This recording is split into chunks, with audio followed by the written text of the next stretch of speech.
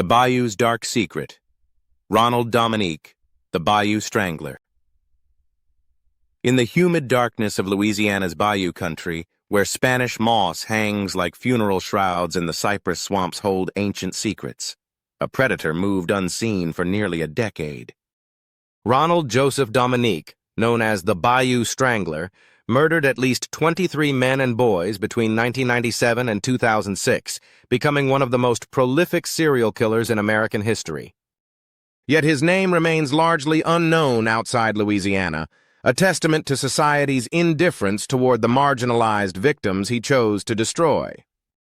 The FBI would later call Dominique's case the most significant serial homicide investigation in the United States over 2 decades, both in terms of death toll and duration. But despite the staggering number of victims, his arrest received little publicity outside state media. This invisibility was no accident. It was the very foundation of Dominique's killing strategy. Ronald Joseph Dominique was born on January 9, 1964, in Thibodaux, Louisiana, the youngest of 6 children to poor laborers who lived in a trailer park on the city's outskirts. His childhood was marked by poverty, isolation, and the kind of social rejection that can twist a young mind toward darkness. During his years at Thibodaux High School, Dominique was known for his melancholic temperament, poor communication skills, and weight problems. These issues, combined with low self-esteem and poor health, made him a target for relentless bullying. Despite singing in the school choir, he remained an unpopular social outcast who didn't play sports, didn't use drugs, and didn't drink alcohol. Shortly before leaving school, Dominique discovered his homosexuality and began visiting local gay bars. When classmates spotted him there, the harassment intensified. Dominique vehemently denied being gay, a denial that would shape his relationship with his own identity for the rest of his life. After graduating in 1983, Dominique briefly attended Nicholls State University to study computer science, but quickly lost interest and dropped out in the mid-1980s. His first recorded encounter with law enforcement came on June 12, 1985, when he was arrested for sexual harassment via telephone and fined $75, a seemingly minor incident that hinted at darker impulses beneath the surface. Unable to maintain steady employment due to disciplinary issues, Dominique survived by living off relatives' income, primarily his mother and older sister. In 1994, he was arrested for drunk driving. But it was an incident on August 25, 1996 that would prove to be the harbinger of horrors to come. A partially naked male youth jumped from the window of Dominique's sister's residence, telling neighbors that Dominique had raped him and attempted to kill him. Dominique was arrested with bail set at $100,000, but when prosecutors couldn't locate the alleged victim or establish his identity, the case was dismissed. This near miss with justice may have emboldened Dominique, showing him how easily the system could fail vulnerable victims. As a gay man, Dominique remained unmarried and childless, spending his free time in gay bars, often dressed as singer Patti LaBelle, of whom he was a devoted fan. However, he was unable to establish serious relationships and was often looked down upon by the local gay community, rejection that festered into a toxic mix of self-hatred and rage. The murders began in July 1997 with 19-year-old David Mitchell, an African-American man picked up while hitchhiking from his grandmother's house after a relative's birthday party. His body was found 2 days later in a ditch along a highway near St. Charles Parish. There was ditch water in David's lungs, but no signs of trauma, drugs, or alcohol. Initially ruled an accidental drowning, Mitchell's father insisted his son was an excellent swimmer and had been murdered, noting the water level was low and Mitchell's pants had been lowered to his ankles. After Dominique's later confession, relatives denied that David was gay, used drugs, or had financial troubles. He was simply a young man in the wrong place at the wrong time. Dominique's modus operandi was both calculated and brutal. He would cruise in his pickup truck, targeting men aged 16 to 46, most of them African American, many living on society's margins. He lured them with offers of alcohol, drugs, housing, or group sex with his supposed girlfriend. Once in his trailer, he would overpower, bind, rape, and strangle them before dumping their bodies in remote rural areas across 6 Louisiana parishes. What made Dominique particularly dangerous was his careful victim selection. He targeted those he believed wouldn't be missed: homeless men, drug users, sex workers, and others whom society often overlooks. This calculated cruelty allowed him to operate undetected for nearly a decade while families searched desperately for answers. In December 1997, he strangled 20-year-old Gary Pierre, recently arrested for drug trafficking, whose fully clothed body showed no signs of trauma.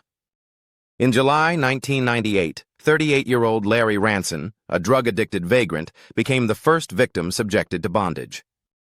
In October 1998, traces of Dominique's semen were found on 27-year-old Oliver LeBancs, providing crucial DNA evidence that would later seal his fate. The investigation was hampered by the remote locations where bodies were dumped, advanced decomposition, and the victim's marginalized status. Many families had to fight simply to have their loved ones' deaths investigated as homicides rather than accidents or suicides. It wasn't until 2005, after the murder of August Watkins, that police finally recognized they were dealing with a serial killer.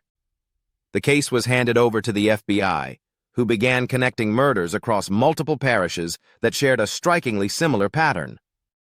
2 victims that year, Alonzo Hogan and Wayne Smith, broke Dominique's usual pattern. Unlike previous victims, they had no criminal records and weren't known drug users.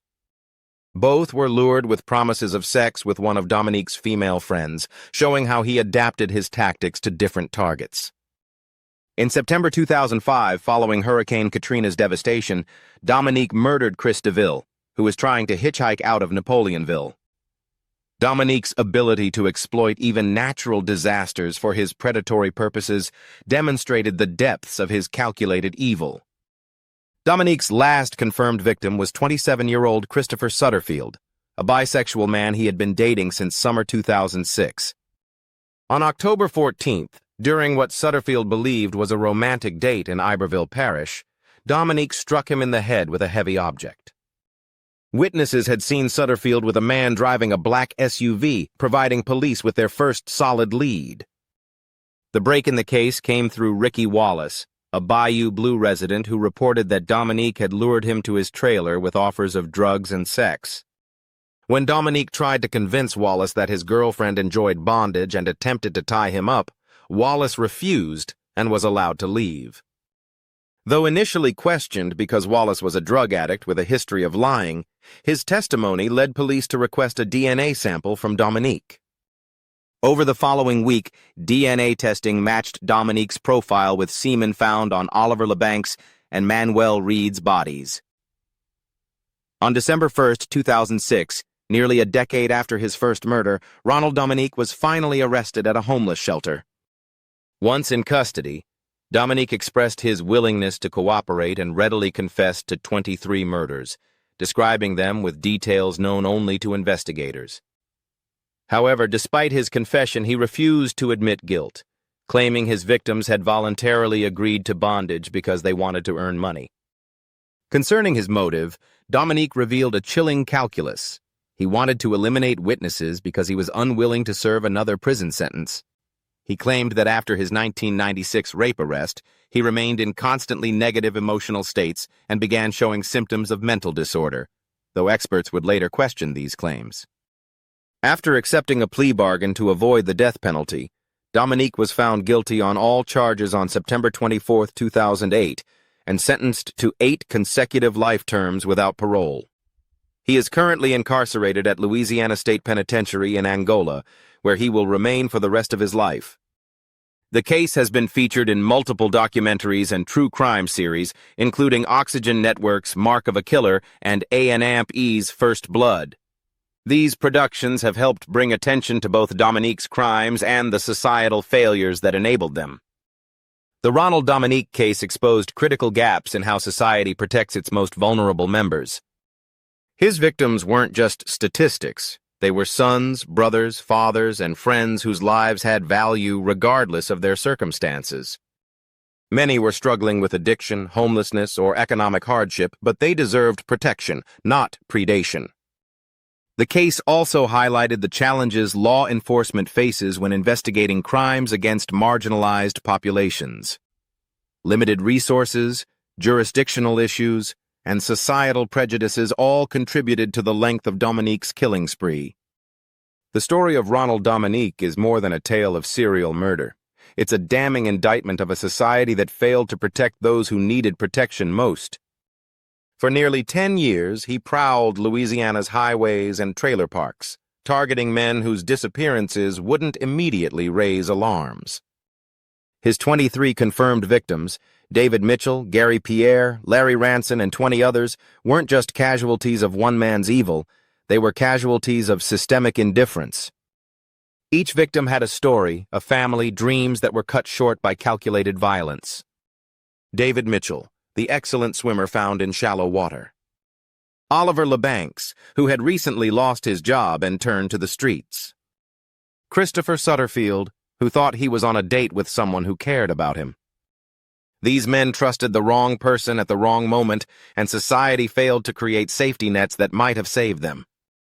The Dominique case reminds us that true crime isn't just about understanding killers. It's about honoring victims, addressing systemic failures, and working to protect the most vulnerable among us. When we ignore the marginalized, we create hunting grounds for predators. When we fail to investigate disappearances seriously, we enable killers to continue their sprees. If this story has opened your eyes to the importance of victim advocacy, social services, or criminal justice reform, please take a moment to like, share, and subscribe to Weird World Wonders. Every click helps us honor the forgotten, expose the truth, and ensure that stories like these serve not just as entertainment, but as calls to action for a more just and vigilant society. Because everyone deserves to be seen, to be protected, and to be remembered.